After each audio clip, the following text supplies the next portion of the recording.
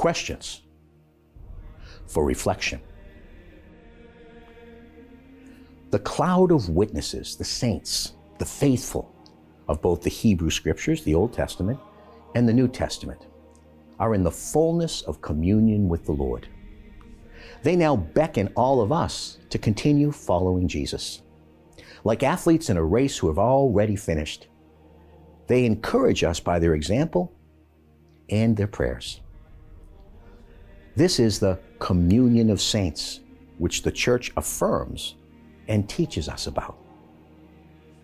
The Catechism of the Catholic Church tells us, and I quote, "The intercession of the saints. Being more closely united to Christ, those who dwell in heaven fix the whole Church more firmly in holiness. They do not cease to intercede with the Father for us, as they proffer the merits which they acquired on earth through the one mediator between God and men, Christ Jesus. So by their fraternal concern is our weakness greatly helped." That's paragraph 956 of the Catechism. And we have examples cited in this section of the Catechism, St. Dominic and St. Therese of Lisieux, who affirmed this truth prior to their passing from this life. Listen to this quote, "Do not weep, for I shall be more useful to you after my death, and I shall help you then more effectively than during my life."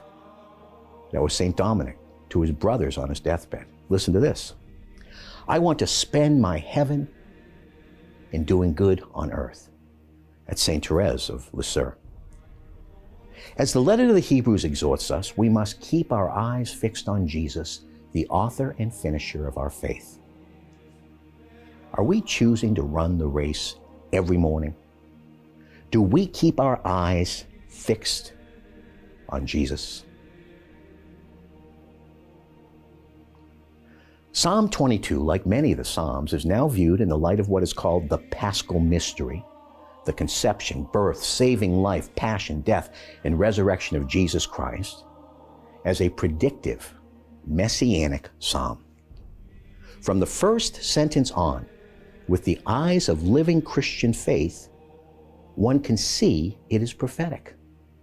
And I quote, my God, why have you forsaken me?"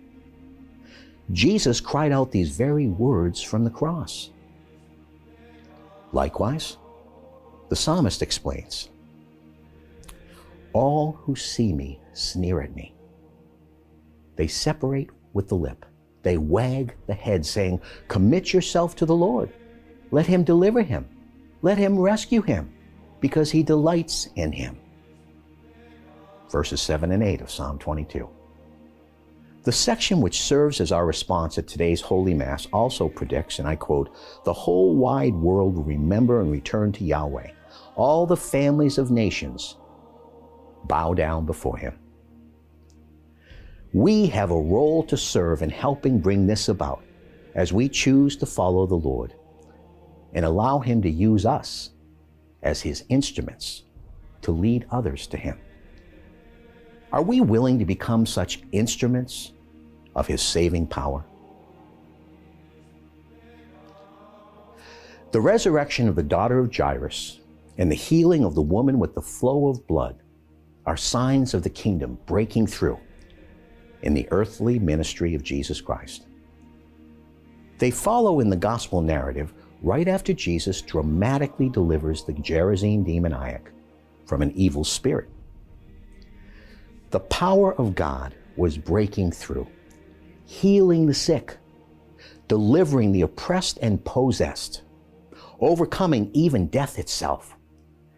These were the signs which were promised to accompany the coming of the Messiah. Yet, not everyone who witnesses them responds in faith. That is one of the most important parts of these encounters for us to reflect upon. The living faith of those whom Jesus responds to matters. This poor woman had a disease which made her unclean in the eyes of the law. Look at Leviticus 15. So she not only suffered the physical malady, but was cast aside socially. Her holy boldness in touching Jesus, her humility, are held up to us to imitate in our own lives. The faith of Jairus on behalf of his little daughter is rewarded by Jesus. His little girl who was dead is raised to life. Faith is meant to be active in each of our lives. It is, in that sense, a verb, an action word. It is to be demonstrated in a life of faith. How do we respond to suffering and struggle? Do we reach out with holy boldness to the Lord?